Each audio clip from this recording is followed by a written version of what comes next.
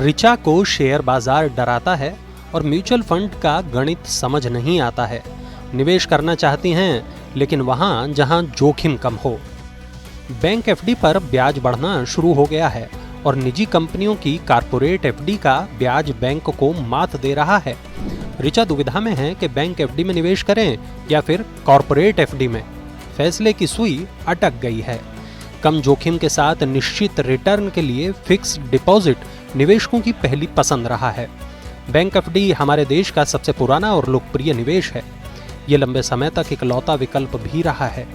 Bank में पैसे को सबसे महफूज माना जाता है, इसलिए एफडी पर सबसे ज्यादा भरोसा है। आरबीआई के आंकड़े बताते हैं कि साल 2020-21 के अंत में घरेलू बचत के रूप में लोगों के बैंकों में 12.27 लाख करोड़ रुपए जमा हैं। इसमें बड़ा हिस्सा एफडी के रूप में निवेश किया गया है, जबकि सरकार की लघु बचत योजनाओं में 3.09 लाख करोड़ रुपए जमा थे, जिसमें रिटायरमेंट से जुड़ी योजना पीपीएफ भी शामिल है। एफडी की ब्याज दरें लंबे अरसे से निचले स्तर पर थीं। अब आरबीआई के प्रमुख ब्याज दरें बढ़ाने के बाद बैंक भी एफडी ब्याज दरें बढ़ा रहे हैं। बैंक एफडी के टेन्योर के आधार पर 5 से 6% तक का ब्याज मिल रहा है। बैंक डिपॉजिट के मुकाबले कॉरपोरेट एफडी में 1.75% तक का ज्यादा रिटर्न मिल रहा है।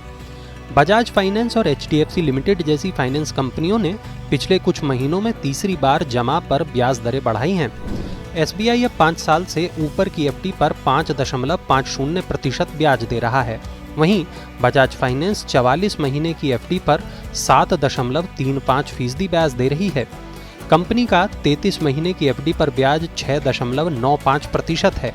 पीएनबी 5 साल की एफडी पर 5.60% ब्याज दे रहा है, जबकि श्रीराम ट्रांसपोर्ट इस अवधि की एफडी पर 7.90% ब्याज दे रही है। 45 से 48 महीने की एफडी पर 7.80% ब्याज और 30 से 36 महीने की एफडी पर 7.75% ब्याज है। एचडीएफसी बैंक 5 साल से 10 साल तक की एफडी पर 5.75% ब्याज दे रही है, तो वहीं एचडीएफसी लिमिटेड की 33 महीने की एफडी पर 6.75% ब्याज का ऑफर दे रही है। कंपनी 66 महीने की एफडी पर 6.95% ब्याज, 99 महीने की एफडी पर 7.05% ब्याज दे रही है।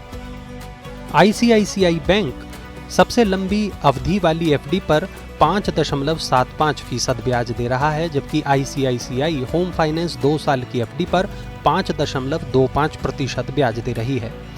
24 से 36 महीने की एफडी पर 5.95% ब्याज, 36 से 60 महीने की एफडी पर 6.60% ब्याज और 82 से 120 महीने की एफडी पर 6.95% ब्याज का ऑफर कर रही है।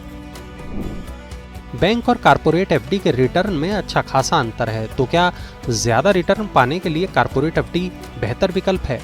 कारपोरेट एफडी यानी कंपनी एफडी भी एक टर्म डिपॉजिट ही है। इसमें आप एक तय अवधि के लिए निश्चित रिटर्न की गारंटी के साथ पैसा लगाते हैं।